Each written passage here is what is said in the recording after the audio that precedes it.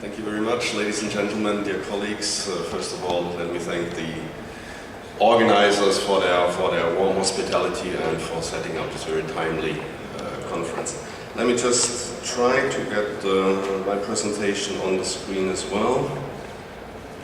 I have prepared a little bit. Oops, where are we? Yeah.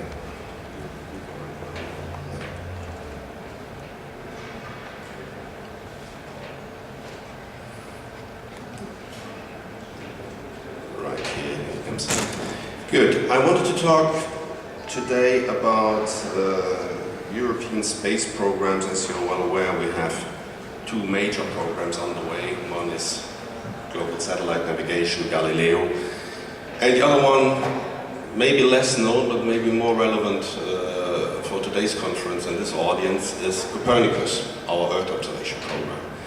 And I'd like to take this opportunity to talk a little bit more about Copernicus today, to say a few words where we come from, where we stand today, and what are the next steps ahead. The objectives of the Earth observation program are quite clear. We need to protect our people, our assets. We need to increase the general knowledge of the planet. Climate change, the environment is a problem not only for Europe, not only for Africa, but for all of us. So we need to monitor what's going on. We need to increase the effectiveness of our policy response. And we have also to facilitate the adaptation to climate change. There is, of course, also a very important industrial policy dimension to this. We want to create jobs, we want to stimulate growth, we want to invest in cutting-edge research and industrial manufacturing, and we want to promote a whole series of new downstream services. We want to bring small, medium-sized enterprises on board, we want to bring new actors on board and stimulate research. Last issue, of course, Earth observation is very relevant for emergency situations, for natural disasters. Many of my predecessors have already mentioned earthquakes, we have forest fires, we have floods, where we can in near real time monitor the evolution of the situation, where we can assess the damage, where we can support the emergency services who intervene. So this is a very crucial aspect of this program as well. A quick history, because Europe has been active in this area since the late 90s. First on the policy domain, where our leaders, political leaders in the Baveno Manifest called for the development of an autonomous EU capacity. We started with GMES, the Global Monitoring for Environment and Security, in the early 2000s with an initial operations phase, which is just now coming to an end, where we have been cooperating with ESA, with EUMETSAT, with our member states in doing the groundwork, putting up the basic infrastructure, defining the services. What is interesting today, and this is why I dwell a little bit on this point, is we are now entering into a new fully operational phase. Initial operations are over, the system has already started to deliver its full operational capacity in several areas, and will become fully operational in the next 2-3 years. Essentials. It is a public EU funded program. This means it's like any other public infrastructure. You, the taxpayers, have paid for it, and we deliver the goodies. It is user driven, so it should serve policymakers, scientists, the public at large, but also the business community. And it is a European response to European needs, but also to our global needs. As I said earlier, we need to manage the global environment together and to understand climate change. What makes it unique, I think, in the world today is it's a coherent and integrated system. It has been designed from scratch, and it brings together several elements that are working hand in hand. We have 6 types of different satellites: radar satellites, optical satellites, high precision altimeters, microwave sensors, which manage sensors to analyze the atmosphere, pollution and so on. We bring together the space data with in situ data, data measured from land stations, ground stations, from buoys, from airborne sensors. And we use, of course, our modelization to make usable outputs with it. And we'll deliver these through 6 distinct services to our end users. So I think that's, and I'm very proud to say this as a European, I think this makes it a unique program in the world today.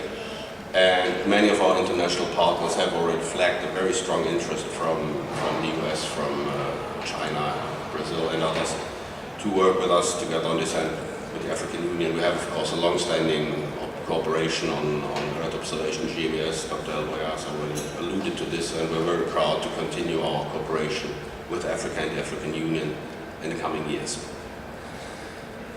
These are the 3 elements: services, space component, the in situ component, the sensors on the ground.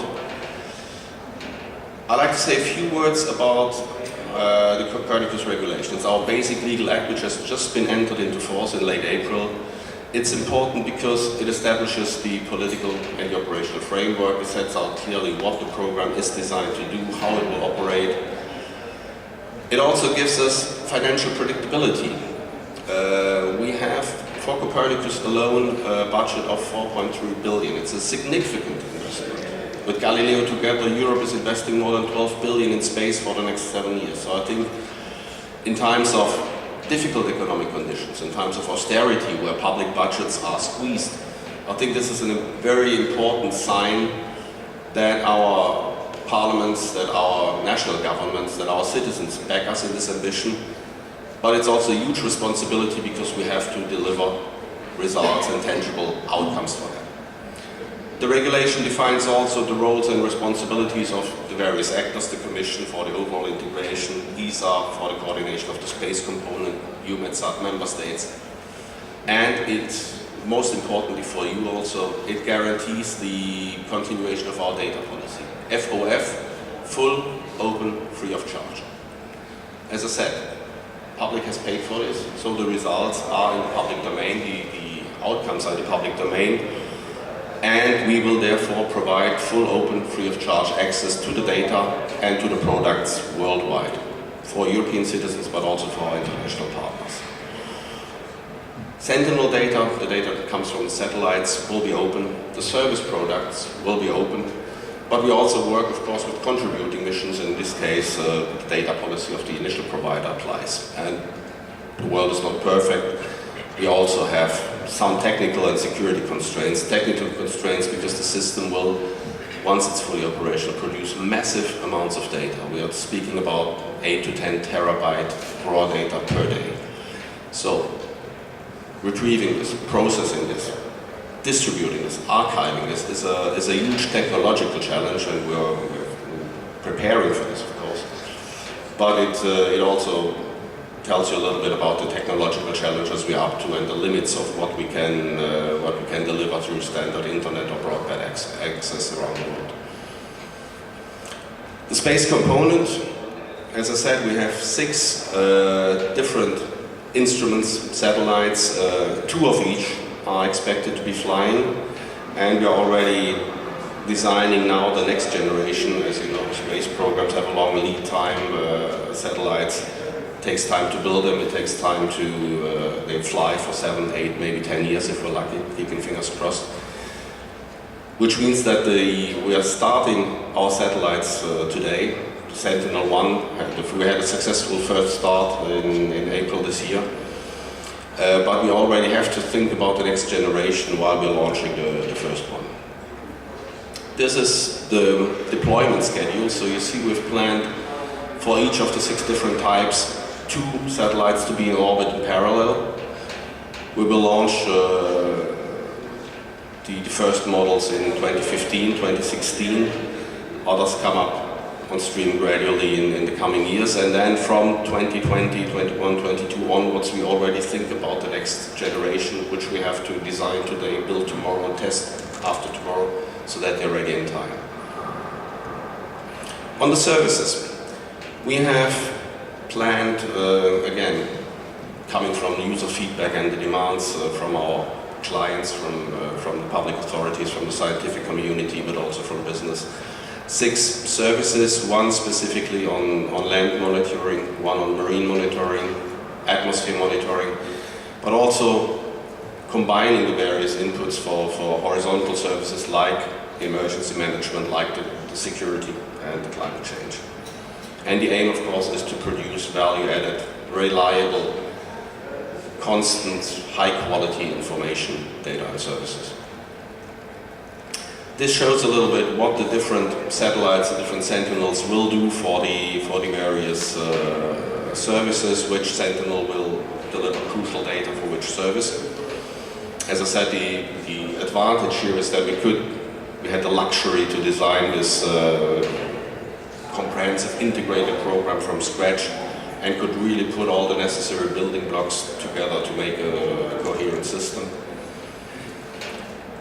This is where we stand on the services side, same as on the space infrastructure, the ground infrastructure. The services, some of them have already started to operate. Land monitoring is up and running, emergency management is up and running. We had, I think this year alone so far, some 35, 40 activations of the emergency service. So this is not an academic exercise, this is a real world, a real live operation, and we are confident that the other services will come upstream in the coming months, being operational by the latest next year. Next steps, where do we go from here? As I said, the Copernicus regulation, the data policy is in force. We now need to conclude the agreements with the service providers, with ESA, with EUMETSAT, because the Commission is not flying satellites, we're not in that business, and we of course rely and continue to rely on the expertise, the technological know-how, the program management expertise of ESA and of EUMETSAT and others. We are deploying the satellites. We had the first launch, as I said, in early April. We have 2 more launches planned for 2015, keeping fingers crossed. And next launches, the other models, late 2016, early 2017 by the latest. And in parallel, of course, we have to reinforce the ground segment to be able, as I said, to manage with this huge stream of data which is coming on a daily basis. Implementation of services. This one is on track as well. We have selected the agencies that will implement the various services. You have the European Maritime Safety Agency, you have the European Environmental Agency, you have Frontex, you have other agencies who have the specialized technical know-how and will make sure that they are the right interface to the end users. And of course we want to promote user uptake. So registration is open, everyone can register, you can have access to the data as a private citizen, as a representative of a research institution of a university, as a business representative. And of course, as I said earlier, our aim is clearly from an industrial policy point of view to promote this user uptake, to make sure that researchers, but also businessmen, entrepreneurs use this data to develop new business models. There we rely on your creativity. Same goes for our international partners. The data, the information is available for free, make use of it. And we are of course very keen to strengthen our international dialogue and our cooperation on this. We have with the African Union established a space dialogue. And it's very interesting because very often when I speak to colleagues in Europe but also in Africa, everybody looks at this EU-Africa relationship as development-driven, the old type of relationship. That's not true anymore. We have a strategic partnership and we cooperate in critical areas like space, like research, like ICTs, information communication technologies. And we are very keen to deepen this cooperation, not only for the interest of Africa, but for our own European interest, because many speakers before have said how crucial Africa is, what a major key player it will be in the future and already is today. Thanks for your attention. I have also prepared, I've asked my colleagues to prepare a few slides of concrete applications to show a little bit what GMES and Copernicus can deliver for Africa, but I think the time is running a little bit short. I'm looking to the organizers. So if time is too short, I'll leave the slides with the I'm looking at you. I got a little bit of time. Excellent. In which case tell me. You got it? Okay. In which case I cede the microphone with pleasure to the next speaker. Thanks very much, and I'm looking forward. I'm available also for bilateral talks. Thank you.